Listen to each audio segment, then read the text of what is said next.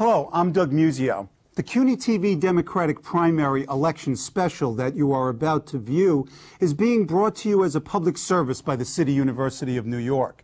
In the last few days, I recorded one-on-one 15-minute interviews with each of the Democratic mayoral candidates, Alan Hevesy, Peter Vallone, Mark Green, and Fernando Ferrer. The interviews were standardized for all the candidates. You can see this program again today at 2 p.m. and 10 p.m., Saturday at 4 p.m. and 11 p.m., Sunday at noon and 11 p.m., and finally, Monday at midnight. CUNY urges you to go to the polls on September 11th and vote. The polls are open from 6 a.m. until 9 p.m. Remember, exercise your right to vote. Make your voice heard.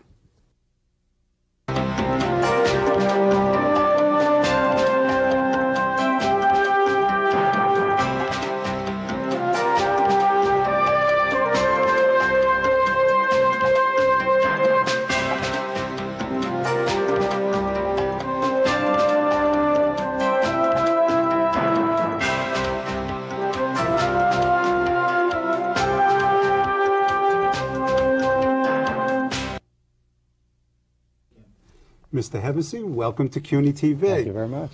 Why you? Why not Freddie Ferrer, Mark Green, or Peter Vallone as the next mayor of New York City? Well, first of all, they're my friends, and they all bring considerable qualifications to the table. Let's Okay. agree to that. But I think the mayor's job is such a big job that it requires someone with a wide range of talents and experiences and successes that go beyond the records of my friends and opponents. Let me give you an example. Got to be a policymaker. Got to know how to make law. Peter Vallone is Speaker of the Council. Right. He knows how. And I have 22 years in the New York Assembly, author of 108 laws, some of which have saved lives. Been involved in every major legislative and social and political and civil rights issue imaginable. I voted 50,000 times, by the way, committee and on the floor over the years. But you got to be more than that. You got to be a manager. It's an operation right now that has 253,000 employees. It's a huge management responsibility. I'm a manager. For example, Peter Vallone has never managed any agency. My 800-member agency is very sophisticated, very technical, controller's office. But we are, more than that, the manager of the managers. We audit every city agency. We did the Y2K audits for 2 years to make sure there was no problem in every single computer system in this city. You have to be, understand we're the center of the global economy. I'm the representative of the city in the global economy. None of my friends have any kind of experience there. We do the yen deals. And I have Sheila Sisulu of South Africa in my office talking about how we do international trade. You have to be a fiscal expert. Under the charter, that's who I am. I'm the fiscal monitor, particularly with the economy going south. So you've got it all. Let me finish the thought, because there's two more pieces to it. Go ahead. Education is the #1 new issue, massive reform of the public schools. I'm a teacher. I have the PhD. I've been in a classroom, Queens College for 27 years, now Columbia as an adjunct, one course. And I have the best plan for school reform, public school reform. That's why I've been endorsed by the United Federation of Teachers. And finally, excuse me, the mayor has to have a very good relationship, not a hostile relationship, with the people who control us, and that's the state government, the governor and the mayor, the governor and the legislative leaders. I'm close friends with the leaders in the Assembly. I have good relations with the Senate, Republicans. And I can call George Pataki, as I did on Route 120, the widening of Route 120 in Westchester. Why is that relevant? Route 120 is a 2-lane road. They wanted to make it a 4-lane road. It rides 4 inches next to and over the Kensico Reservoir. The Kensico Reservoir is a filter reservoir. 15 reservoirs filter their water into the Kensico through 6,000 miles of pipes to your faucet. And if the widening of the lane increases truck traffic, pollution, construction of office buildings on the other side of the road into the water, we will have to filter our water for $8 billion. I called up the governor, who's an old friend from the legislature. George, this is not a great idea. Please take a look at it. We'll send you the materials. 2 months later, he killed the deal. Unlike Rudy Giuliani, for example, who could not stop the legislature from repealing the commuter tax. I believe if I were the mayor, or any of the Democrats were the mayor, we would not have repealed the commuter tax. We'd have found another way to deal with the suburban politics than to hurt us for $500 million a year. It was a long-winded answer. Okay. Forgive me. We'll take it. That's the longest one. Talk to me about a defining political moment, a situation, an event, or an act that has influenced the direction of your public life. Well, there's an initial epiphany, if you will, about how wonderful this life could be and how important when I saw John Kennedy at Sunnyside Garden in 1960. But I think the most significant, more recent event was the invitation by Edgar Bronfman to come to lunch and discuss Holocaust restitution. And from that flowed a role that I played and Al D'Amato played. He was the bad cop, I was the good cop. End result, I mean, I organized 900 financial officers that after 2 years of failed negotiations threatened an international trade war, and I'm the one announcing the sanctions. And we have Switzerland, France, Germany, the Netherlands, Austria, Norway, we're working on Poland, have already made restitution, not only financial, but a historical commissions in each country to make clear to the population the culpability of those nations. I thought that was a pretty significant moment. Thank you. What's your biggest hands-on victory in New York City or New York State politics where you rolled up your sleeves and got your hands around the problem? Well, if we're not talking about the restitution, in New York, the mayor proposed, before the Wall Street boom, the sale of the watershed. All 19 reservoirs, all 6,000 miles of pipes in an area the size of the state of Rhode Island, to the state of New York for cash flow. He got the council, Speaker Vallone, to pass it into law. I refused to do the bond deal. It was an awful idea. It was dumb environmentally. It would have meant we don't control, regulate the purity and quality of our water, which we have to do with 100 decisions a week, every week forever. It was a financial disaster because if I sell you my car, I have an expectation you'll pay for it. I was selling you my watershed. You were New York State. You weren't paying for it. We were paying for the water and sewer ratepayers. It was awful, terrible. It took 4 months, but I ultimately said, no, we're not doing this deal. The mayor sued me, and I won on all 3 levels of court up to the Court of Appeals, 13 judges, all unanimously. Okay. Let's take a tour. Let's go through the 5 boroughs. Point out what you've accomplished. What can you point out and say, this is here because of Alan Hevesy? I can't differentiate as to the character of what we've accomplished because we do general programs that have an effect in every borough. For example, I have created, I didn't create, I have sustained and grown a program called economically targeted investments. The theory of pension management for most of America is you invest in equities and real estate, whatever you invest in, get the biggest return with the smallest risk. It's not your money. What borough? I mean, we're taking a tour of the boroughs. And that you can point to some housing rehabilitation, 10,770 units of housing rehab under this economically targeted investment program in every borough. Okay, that's what we wanted to hear.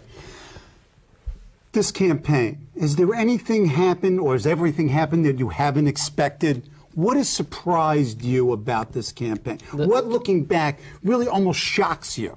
The smear by the mayor, the intrusion by Mayor Giuliani into a Democratic primary because he doesn't want me to win, and his willingness to lie every single day and to smear me every single day. Total lies, generalizations. He's very good at it, but he's a liar. Has he given you a break here? Has he given you an opportunity to make yourself different from the other Democrats? Has he done you a favor? No, he's not done me any favor. I mean, strategically, politically, no, not personally. No, he hasn't, because I have to overcome the barrier that there may be 1 person in 1,000 who believes him because they like that he's cleaned up crime. I give him credit for what he's done, but he's a chronic liar, and he's a vicious person. And he hasn't done this to me alone. I mean, line up.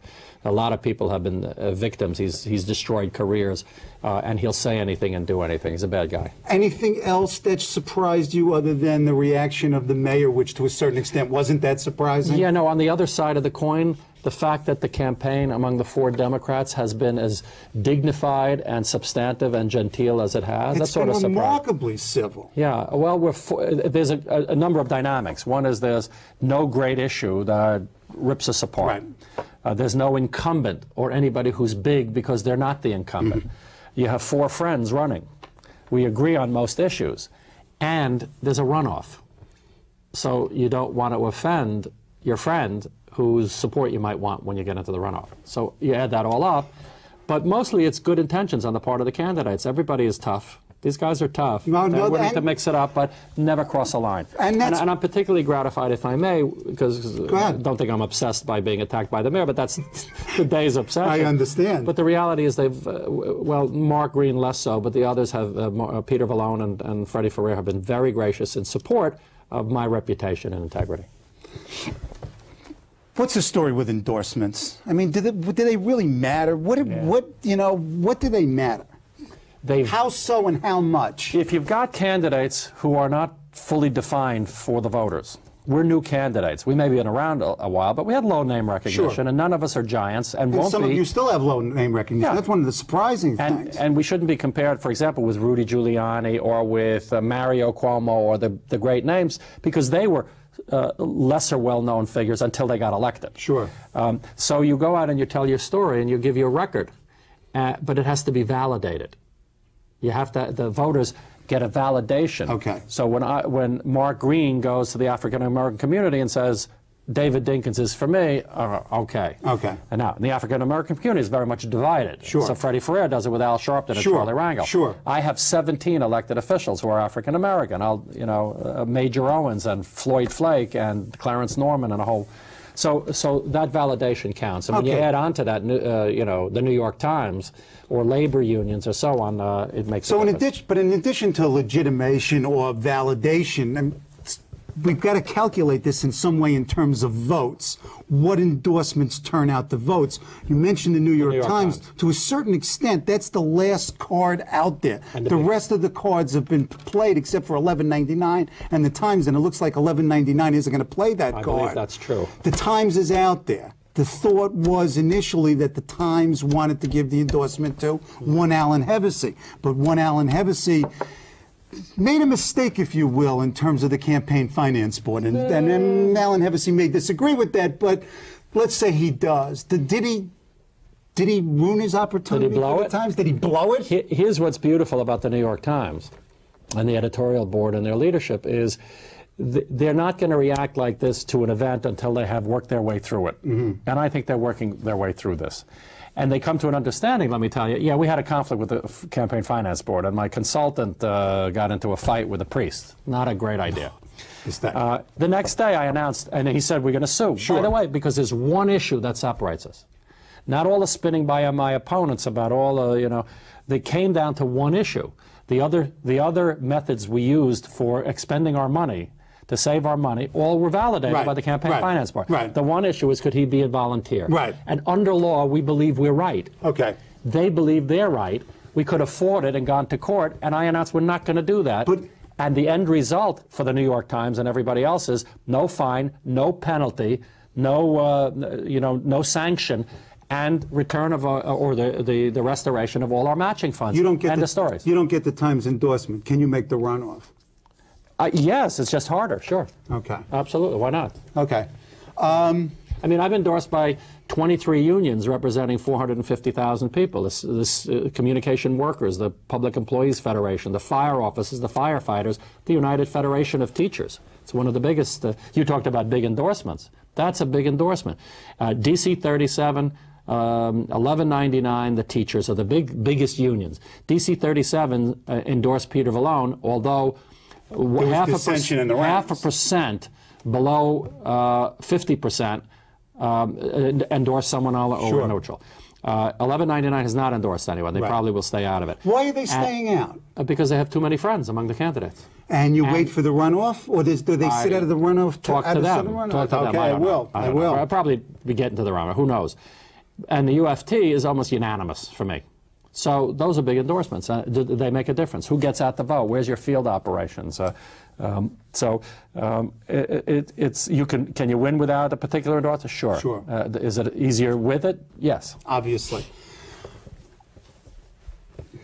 TV characters and movie characters. Rudy Giuliani. What TV or movie character, past or present, does Rudy Giuliani remind you of? Oh, it's so difficult because you can have a heroic gunfighter on one side cleaning up the town, and then you have a... What is your image? Is it Paladin or something else? Well, I had Paladin in mind But it's a paladin who is very unethical and doesn't tell the truth and really works the system. Let me summarize it by a quote I used in this recent dispute, that prosecutor Rudy Giuliani would have never tolerated what Mayor Giuliani has done. Thank you. So I don't know what TV character matches that. Okay, is there any Alan Hevesy TV? Who's the TV character that Alan Hevesy is? I don't know, take away the image of the New York Post front page today. Very good, thank you. Thank you, very informative, it was a pleasure. Thank you, good to see you. If you took away a star for every 1 million people who didn't vote, and a stripe for every 5 million non-voters, and a patch of blue for the 10 million people who didn't care, exactly what kind of flag are we waving?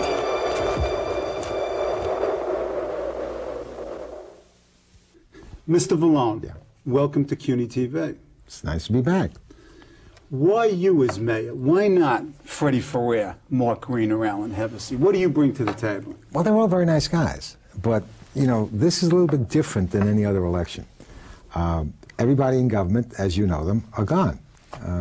There won't even be staff on the city council side of the wall. Who's the only one of the candidates that actually governs in City Hall? I just came back from City Hall. I'm just had a meeting with the mayor. I have meetings with the mayor, meetings with the chancellor. We have a crisis in public school coming up. I have a clinic access bill. I have things that are very controversial. That's what a mayor has to do. And I've done that, and I do it every day. You're not taking any chance with me. That's the real difference between me and the other candidates. They're talking about what they would like to do, but they can't tell you what they've done in City Hall because they haven't done anything in City Hall. So I bring the experience and a vision. I mean, I really can do things as mayor. In CUNY, one of the greatest things that we've done, and remember the mayor vetoed it, was any kid in any place in the city of New York, from any school, public or private, who graduates with a B average or better, we are now reducing your tuition in half if you come to this great university. Right. They said when I proposed this 2 years, it can't be done. We can't afford it. The mayor will never allow it. The people will never vote for it, and you don't have enough money to do it. So we it's got not 25,000 kids that are doing it right now. So you're telling me it's not only experience, but it's can-do experience. Exactly. Okay. Tell me about a defining political moment, a situation, an event or act that has sort of defined your public life. Ed Koch says was the moment that I was elected was the most exciting event in history. I was elected by the overwhelming plurality of one vote. Yeah, but right. It was really a defining moment for me because everyone expected me to lop off the heads of the people that voted against me, and do what any other person in politics or government up until that time would have done. Reward your friends, punish you. And I did just the opposite. The moment that I was elected, I said, we're not making any decisions. We're going to take 2 weeks. And I brought everybody in, all staff. I don't care where you came from. My only point, I want you to do the best you can in what you're doing. And if you don't make mistakes, you can't work for me. But, we learn by our mistakes. And it was a new breath of fresh air. And my best friends today are people who voted against me. I mean, Victor Robles, who was he's like all over the place with me. And he was one of the votes against me at the time. Herb Berman was a good friend of mine, with control. Sure. And I think it's one of the reasons why for the last 12 years the council has been free of racism. It's been free of the ugliness that you see in Albany and sometimes that you see in Washington. We get along, even though we have disagreements. Well, just parenthetically, I was the chief of staff for a city councilman under the previous ruler of the council, and the tone and tenor of the council has certainly been much more democratic, if you will. Well, you remember those days? I remember those days. Those are the days when, who did you call? You called the county leader when you wanted to vote. Well, we didn't get the agenda of the meeting until the day after the meeting occurred. What's your biggest hands-on victory, where you rolled up your sleeves, got your hands on a problem, and tackled it and resolved it? During the Dinkins administration, and Dave and I were good friends, this city was going to pot. And as soon as we got the power, as soon as I got the power and I was elected speaker and the charter revision kicked in, the first thing I did is I went to the mayor and I said, look, this city is gone unless we make it a safe city. But we have to close a budget gap of $2 billion in 1 month. I said, we have to do that. But unless we go out there and make the city safe, nobody's going to stay. Middle class is out of here. Businesses, they're out of here. I just left a guy with 6,000 people working for him, and he told me, you see this phone? That's all I need. He says, I could go to Switzerland tomorrow. He says, if my employees are not safe coming to work, and they can't, and I says, David, that's it. We've got to do this. And after much wrangling, David agreed with me, to his great credit. Otherwise, we couldn't have done it. And I created and molded and implemented what you now know as Safe Streets, Safe City. And that was a big job. First, the mayor had to be then we had to convince the legislature, and you know how they feel about us. And we had to convince the governor. And we signed an agreement. That was another major accomplishment, because everyone said it couldn't be done. On top of which, the poor council members who were running again had to vote for a tax. Now, that's disaster. And they did it. What goodies did you give them to do it? Just the issue itself was compelling. You know when you're in a foxhole together, you know you're gonna live or you're gonna die. Right. And they all came to the conclusion that they'd rather live. They would rather live. This is good. And this is the only way everybody's going to be able to live in the city.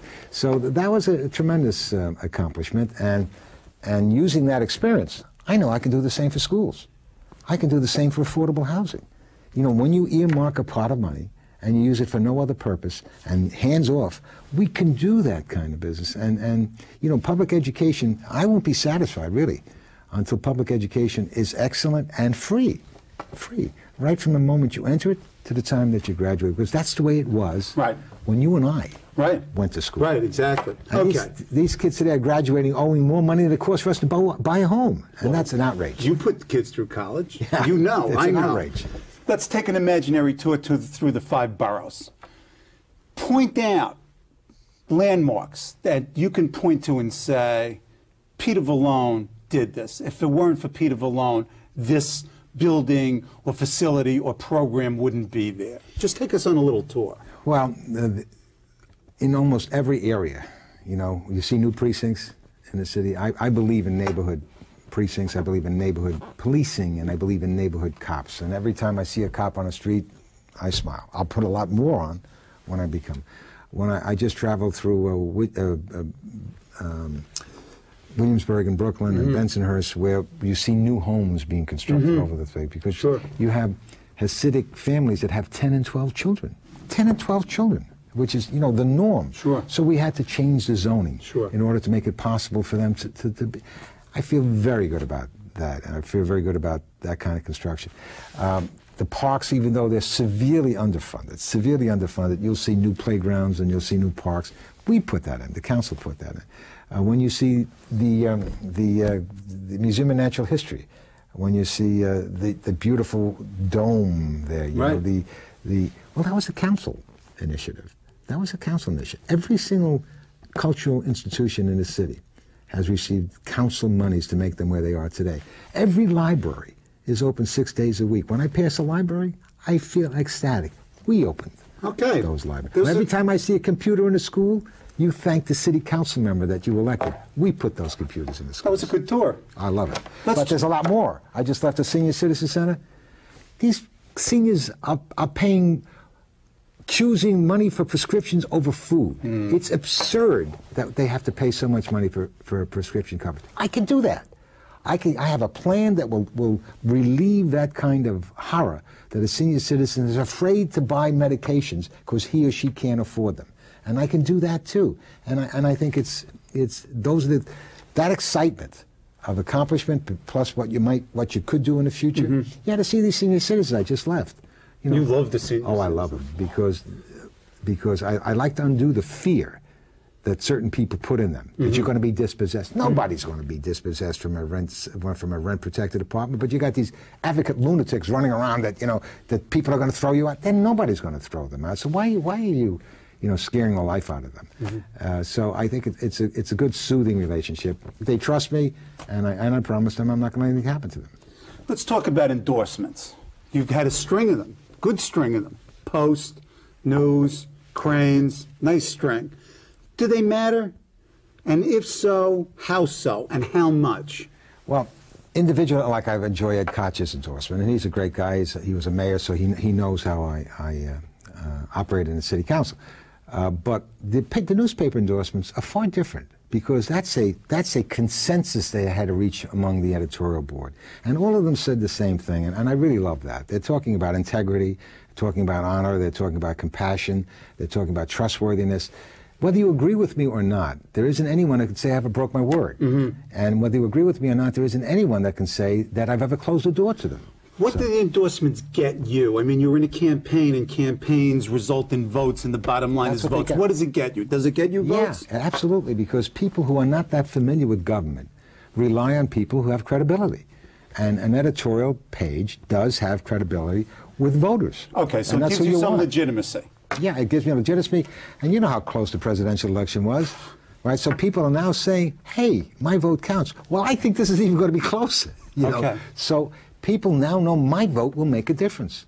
You know, and I think that's tremendous. We were talking off camera. Big endorsements still out there. You expect to rein in some of them in? I expect. Look, I'm looking for everybody's endorsement. Okay. And there are some big endorsements that are still out there that will be coming in. What is big out there, irrespective of who it goes to? Who are the big power endorsements? I'm not going to get. No, involved. I mean, who's out there? I mean, the Times is out there. The Times out there. Newsdays is out there. The PBA is out there. You know, is $11.99 as Rivera going to do anything? I don't know. I honestly don't know. But and I honestly don't know where these people are going to go. But I think I'll get my share. Okay. Of that, and I think the fact that I've got the largest, District Council 37, and I've got the correction officers, and I have these people work, the sanitation officers, the detectives, Endowment Association, the carpenters. I have a lot of people that make a difference. Why? Because they come out on election day. They're New York City residents. They come out on election day. They bring their families, and many of them are volunteers at the polls, which is very, very important. Okay, you've talked today and other places about various plans to spend money on needed programs, whether it's education or seniors, etc. And there's been some discussion of, is there going to be enough money next fiscal year, 2 fiscal years down the line? Wall Street contracts, we've been riding the boom, we've got a contraction. What happens? Well, that's where credibility comes in. I've never said that I could fund anything that I couldn't fund. And, everything, I mean, starting with whoever believed we could make the city safe, whoever believed we could put $1 billion a year into criminal justice system. I did that, okay? I'm talking about $400 million to cover every single kid in this city with full and adequate health insurance, complete across the board. And you've got the revenue streams. I got the revenue to do it. And every senior citizen to have affordable prescription. And you've got the revenue I got the revenues to do it. And those revenues are going to be there. They're going to be there. They're going to be there. And you're guaranteeing Just think a minute. Go ahead. The power Mayor has. Mayor Giuliani put $1.4 billion in the budget, out of the blue, to move Yankee Stadium from the Bronx to Manhattan. Don't start me. Don't start me. We don't want to get into this. I took that $1.4 billion, I put it to schools. We reduced class size from the 1st to 3rd grade. We got new textbooks for every kid. We replaced old coal burners that were still in us. That's when the mayor made the mistake of putting that money in the budget. We jumped on it and put it into the schools. A mayor has extraordinary power to shave the budget and to put his or her priorities into effect. So to a certain extent, your campaign is that the buck is, as well as the controller would know the buck. I think a little better than the controller. Okay. A little better. Yeah. TV characters and movie characters. What character is Rudy Giuliani? General Patton, he got the job done, but only knew how to move forward, and that's okay in time of war, but in time of peace. Okay. Yeah. What about Peter Vallone? I get it's hard to come up with a character to illustrate what I want to do, because I consider myself a character. I mean, I have some people call me very conservative, some people call me very liberal. It's hard, but I think I'd be closer to Ed Koch. Okay. Ed Koch was the kind of mayor who never lost his sense of humor, who had nothing, but he held the city up high. Right. And he had that confidence, and he picked commissioners that were all experts in the fields that he picked them, and he let them run the agency. And I think I would be more along that style. Well, we'll count Ed Koch as a TV, and he's certainly a movie critic, if not a movie character. Yeah. It's been a pleasure. Thank you very much. Good luck. Thanks, sir. I enjoyed it. You don't have to like me. You don't have to be my friend. You may not like what I have to say, But hear me. hear me. Hear me out. We're not all that different. We can end prejudice if we talk to each other. Paul. Tell us what you would do. Together we can build one America. Mr. Green, welcome to CUNY TV. Thank you, Doug. Why you? Why Mayor Green? Why not Mayor Ferrer? Why not Mayor Hevesy? And why not Mayor Vallone? Why you? I have three very qualified rivals with great experience. Doug, I think I have been a principled, consistent, outspoken Democrat when we needed one. So I've been consistently against the death penalty. I haven't waffled. Consistently, over 7 years, spoken out against Mayor Giuliani when he tried to arrest the homeless, shut a museum, deny police misconduct. I've always tried to be a leader. Some candidates are brokers. They occupy their office. They split differences. Because I've spoken up and spoken out, I got rid of cigarette vending machines addicting our kids. 5 years ago, I spoke out against police misconduct, sued the mayor, won, and I helped triple the rate of discipline in the NYPD. When women were being fired because they were merely domestic violence victims by bad companies, I wrote, pushed for 2 years, got the Speaker and the Council to finally enact my law, making it the first in the country companies couldn't fire domestic violence victims anymore. Example after example, I tried to show leadership and try to excel in the offices of Public Advocate and Consumer Affairs Commissioner. Okay.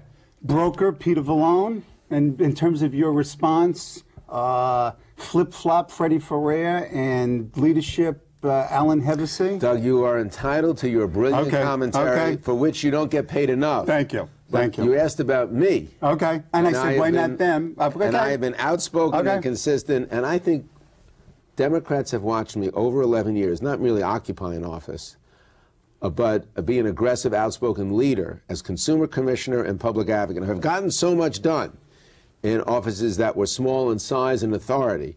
Think how much more I could do as mayor. What do you need as a great executive? Energy and urgency. I have both. Okay, let's talk about that. Talk to me about a defining political moment, a situation, an event, or an act that influenced the direction of your public life. An epiphany, if you will. In 1967, I was a 22-year-old, brown-haired, curly-haired, pre-law intern in Washington working for Senator Jacob Javits. I thought the Vietnam War was illegal, immoral, and I was at risk. And so I organized 179 congressional interns to send a letter to President Johnson protesting the war.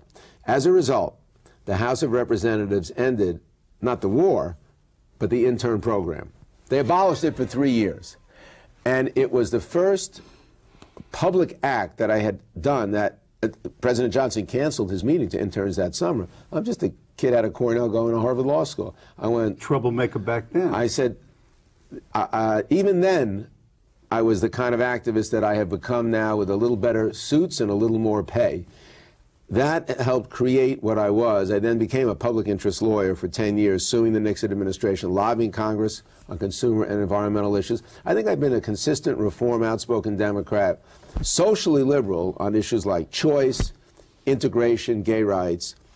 But when it comes to spending, I'm tight as a tick. I'm the consumer guy who saves people their money. I'm not a big tax and spend liberal. And on criminal justice issues, I'm very bottom line oriented, which is why I'm proud that Commissioners Bill Bratton and Pat Murphy and hero detective cop Steve McDonald have endorsed me and my crime plan. Okay.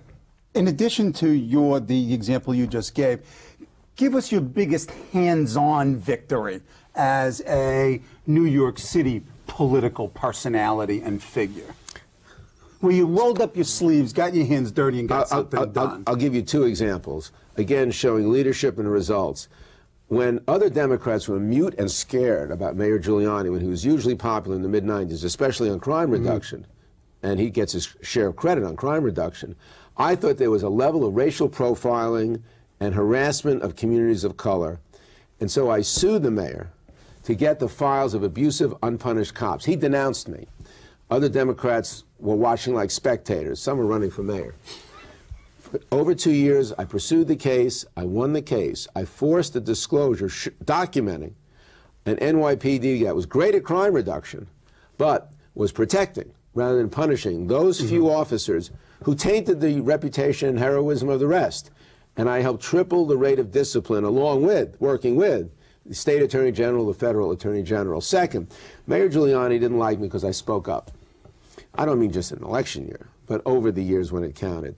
So he tried to take me out. I don't mean socially, I mean politically, and he tried to change the city constitution to stop this 170-year-long precedent that the office I hold is next in line of the mayor in terms of succession.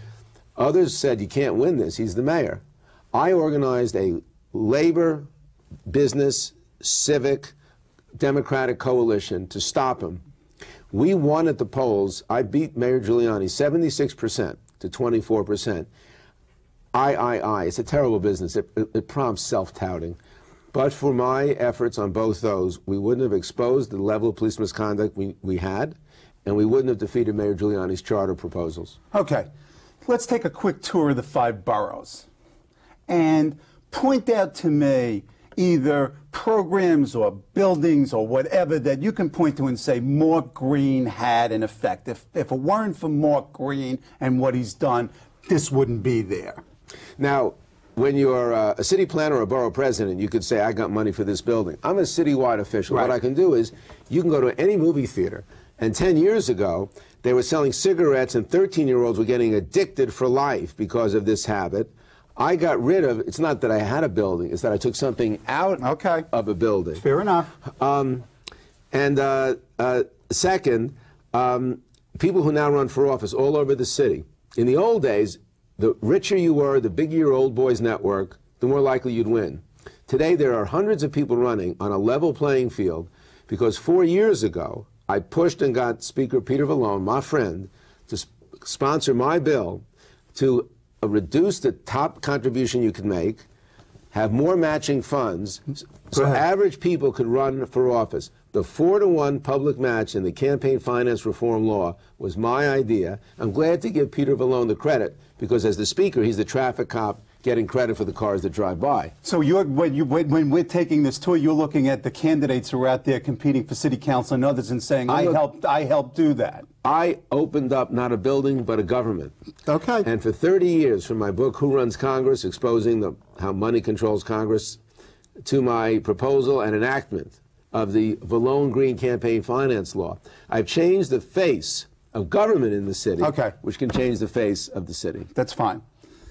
Has anything happened in this campaign that you never expected? Surprise, shock?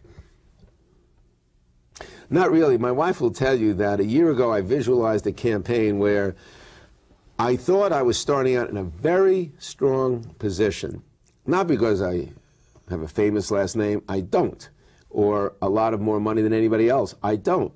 I had a record and an energy in terms of getting things done, in terms of going into every neighborhood. I've had a town meeting in every single neighborhood that would lead voters to favor me. Nothing has changed that original perception. Okay, what about the campaign as a whole? Are there any surprises, not necessarily of your role and what you've done and where you are, but the campaign in general? Is there something shocking about it? You're asking me to be a pundit, which I rarely do. That's why you're better at you are better than I am at that, and I hope I'm a better mayor than you would be. This is why we each do what we do. I will now give in and give one example. Okay, thank you. Everything has gone according to Hoyle and plan. I feel like I'm in a strong position because I worked hard, I got things done, and Democrats know my results. The one thing that obviously is surprising is that Alan Hevesy, a competent, experienced man, for years would embrace Mayor Giuliani's proposals and never, ever criticize him with 1 or 2 exceptions. And suddenly he's ending his candidacy, calling the mayor a liar, and bitterly, personally, and repeatedly attacking him. That's a 180. Whether it's smart or stupid, justified or not, I'll let other people decide. It's unarguable that over the years when I would stand with the mayor on ending the Board of Ed, but I would often stand up against him, and everybody knows that. I now am trying to look beyond him because Mayor Giuliani is not on the ballot. So I am focusing relentlessly on what better ideas do I have to make this a safer, smarter city by 2010. Okay. I've been consistent in that in the year of the election. And the comptroller has gone from friend to foe of Mayor Giuliani, and we'll see if that's a good strategy. Okay, let's talk about endorsements. Do they matter? How so, and how much? Can endorsement move enough votes to make a difference? It's a very good question. From the beginning, I believe that endorsements are like, allow the Jewish vernacular, chicken soup. They can't hoit. Why not? But my goal was to persuade voters that I was a strong visionary leader, and then the elites would follow. Other candidates try to get the endorsements, and then the voters would follow. I believe my view has prevailed. I am very proud to have gotten the support of former Mayor David Dinkins, former Police Commissioner Bill Bratton, the highest elected official in Brooklyn, Howard Golden, the borough president, Fernando Mateo, great Dominican and livery cab and entrepreneurial leader in our city, and so many others I can't even begin to list. What do they give you? But what it is, they legitimize a candidate to people who don't otherwise know the candidate. So they can be decisive in a race for city council where voters don't know Jim, Jane, or Joe. They are rarely decisive in a presidential or a mayoral contest because voters know so much about the presidential nominees or the finalists for mayor. Voters make up their own minds, and endorsements have some leverage at the margin, but I haven't thought they're decisive, even though I've tried for them, and I'm proud. As we speak, I've gotten 25 labor unions, 330,000 members, and the most labor support of any candidate, like Unite and all the Dorman SEIU 32BJ. I won the endorsement of the Working Families Party. That's a ballot line, and they know better who's for working families than them. And the Acorn organization, the best grassroots group in the city. Now, all the groups I just named are 90% Black, Latino, Asian. I happen not to be any of those three. I have the broadest interracial coalition based on voters and endorsements, which is essential to govern the city after Giuliani. There are two left on the table, big ones. Times, 1199, then Newsday as well. Can they move it? Can they put you, for example, over 40? Can they move one of the other three into a runoff? Quien sabe. Doug, by the time this is aired, the New York Times may have endorsed the largest union in the city. Dennis Rivera's 1199 may have endorsed. Am I hopeful? Absolutely hopeful. I got to this chair by the ethic that no one is smart enough to be a pessimist. I'm certainly not. I am a wild-eyed optimist. Okay. And so far, very good. Okay. Last question. TV and movie characters. Who's Rudy Giuliani? He's seen too many Arnold Schwarzenegger, Elliot Ness movies. He's a cross. What about Mark Green? The tennis-playing Bill Cosby in I Spy. Ooh, good one. I love Bill. I love tennis. I'm not as furtive as he was. My wife wishes I were John Lindsay or Bob Redford, but she made the choice 24 years ago, and here I am. And with that, we'll close. Thank you very much. Thank you, Doug. It was a pleasure. I enjoyed it. Thank you.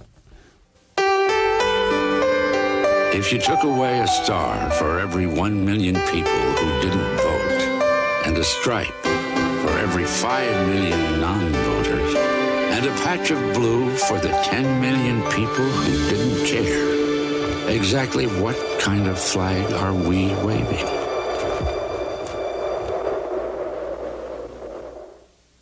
Hello, Mr. Ferrer.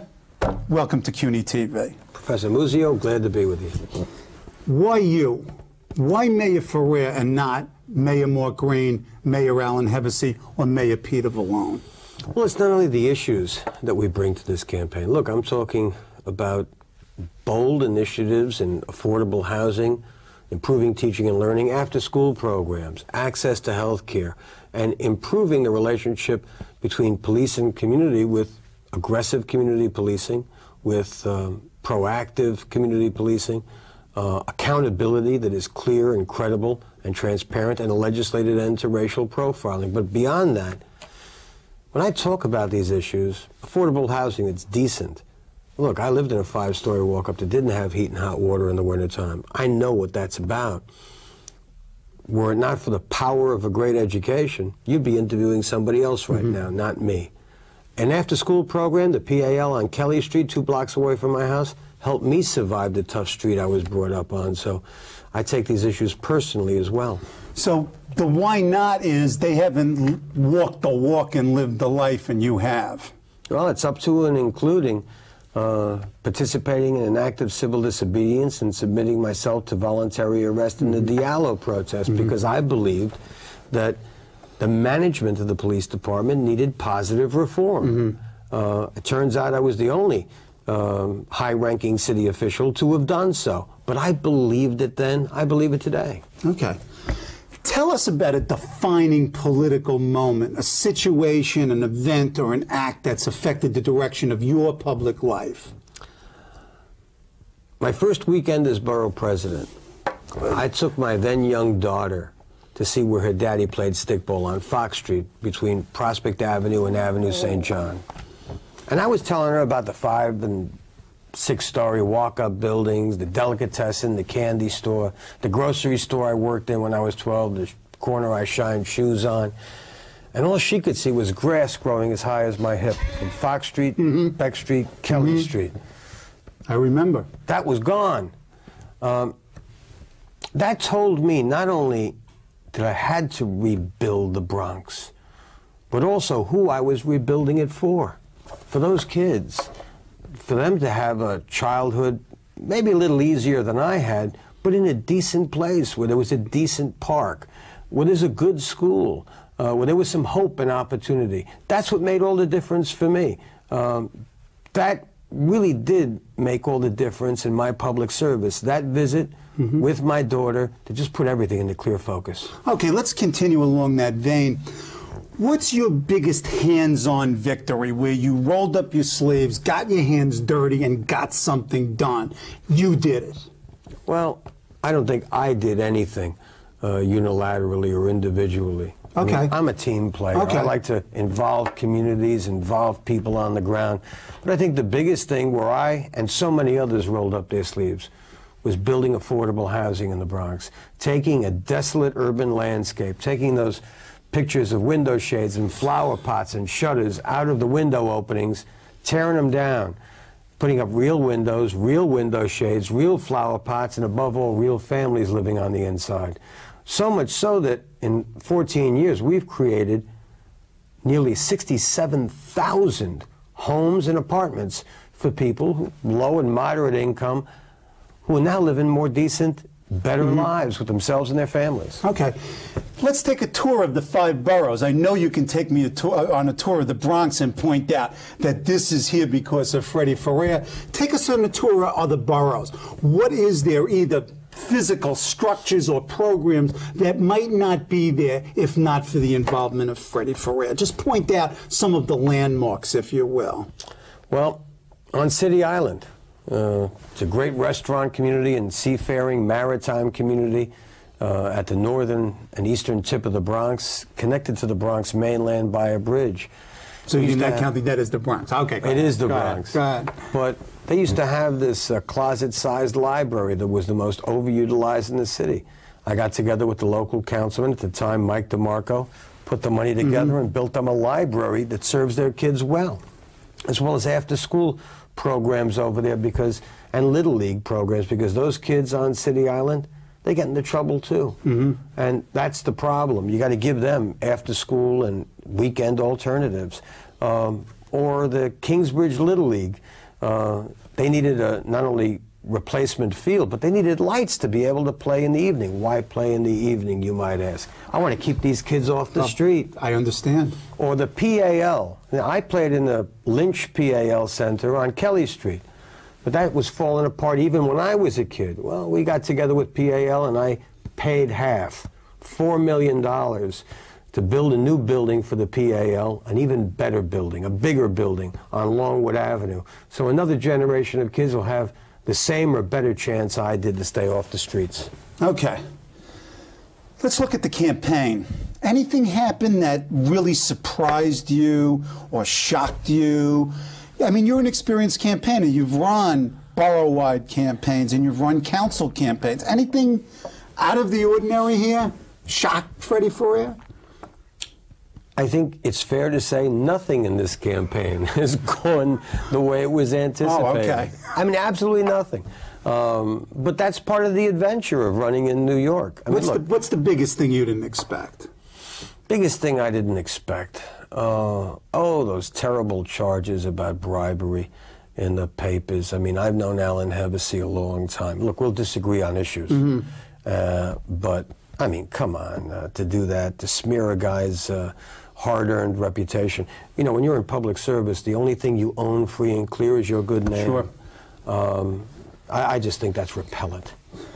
What about the role of strategy versus just luck? I mean, you said everything that could have happened did happen. And how much does the candidate really control his or her destiny? What do you feel like every day in terms of going out into the world?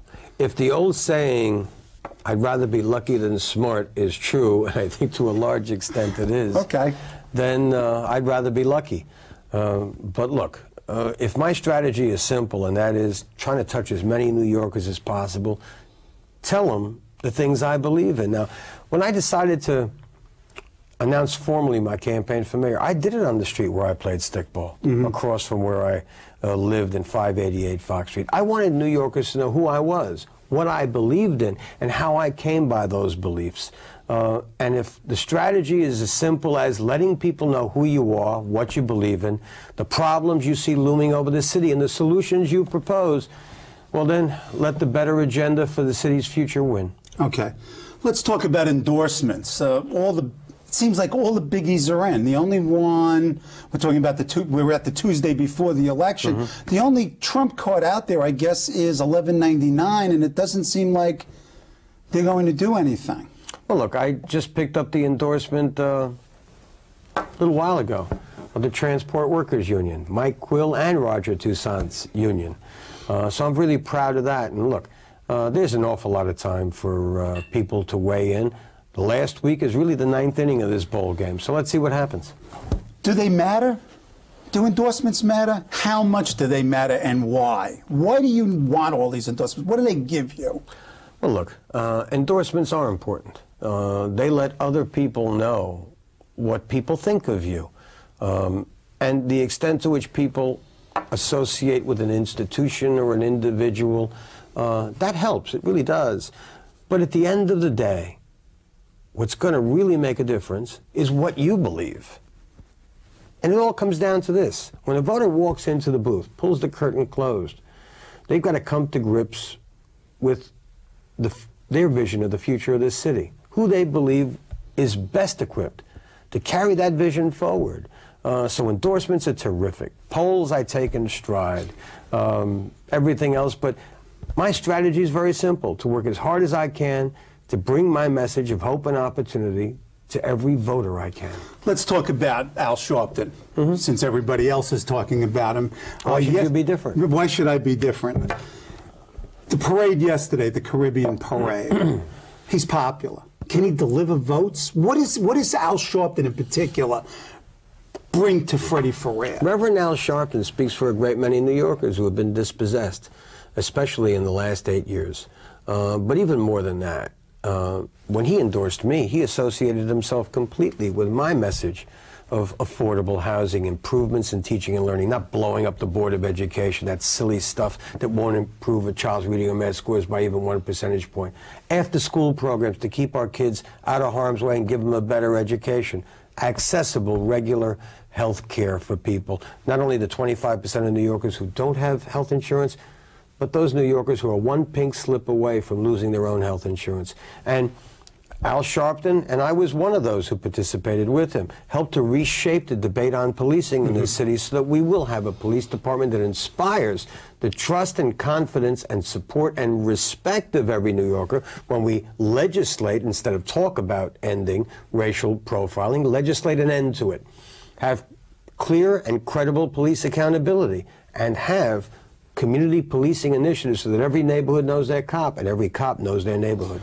Is it any coincidence that after Al Sharpton endorses you, polls, the WABC poll and today's Quinnipiac poll shows Freddie Ferrer in a dead heat with Mark Green picking up black votes, looks like from Green, and really solidifying his Latino base?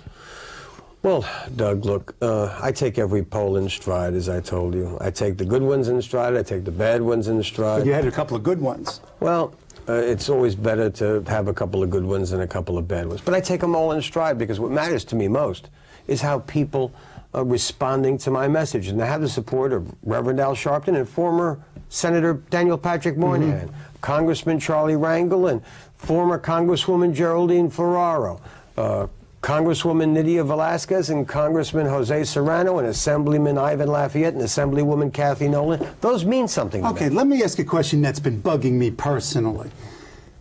You're in single digits with white voters, or low double digits. Why? You're a moderate, centrist Democrat, Catholic. Why not more white voters? I would have expected more white voters for Freddie. You know, again, Doug, I'm not a pollster, but when I talk about people's need to live in decent and affordable housing, Polish community in Greenpoint has that same need. I understand. The Jewish community in Williamsburg has that same need. The Irish in Inwood and on the North Shore of Staten Island have that same need. And all I can do, Doug, is to tell them what I believe in. That's fair, because clearly in your rhetoric you've been inclusive and it just doesn't seem to have resonated. Is this sort of two cities analysis, even though you may not use the terms per se, turned off white voters because they misunderstand the message? They're not listening to the message? All I can tell you again is, Doug, when I did a train stop on the west side of Manhattan, very well dressed in a pinstripe, charcoal gray pinstripe business suit, white gentleman tells me, "Thank you for speaking about the other New York. I'm having a tough time paying my own rent." Fair enough. And that's the point. Fair enough. Okay, last question. Rudy Giuliani, TV and movie character, who is he most like? That's the reaction we've gotten. I mean, come on. This is your shot. Do you remember that song, A Boy Named Sue? Sure. Well, this is a guy, mayor named Rudy, who seems that he's, because of what or who he is or who he thinks he is, has to pick a fight with just about everybody in this city. Now, I don't understand it. It didn't have to be that way, but it is. So I don't hold that the policies of the last 8 years need to set the table for the next 4. In fact, I think those policies have divided New York. And only a bridge built on hope and opportunity will bring those two New Yorks back together again. What TV or movie character is Freddie Ferrer? Oh, gosh. I don't know. I'd like to say Robert Redford, but I don't. We'll take it. But I know that's not true. I look in the mirror and shave every day. Okay. Thank you very much. It was a real pleasure. Good luck. Thank you, Doug.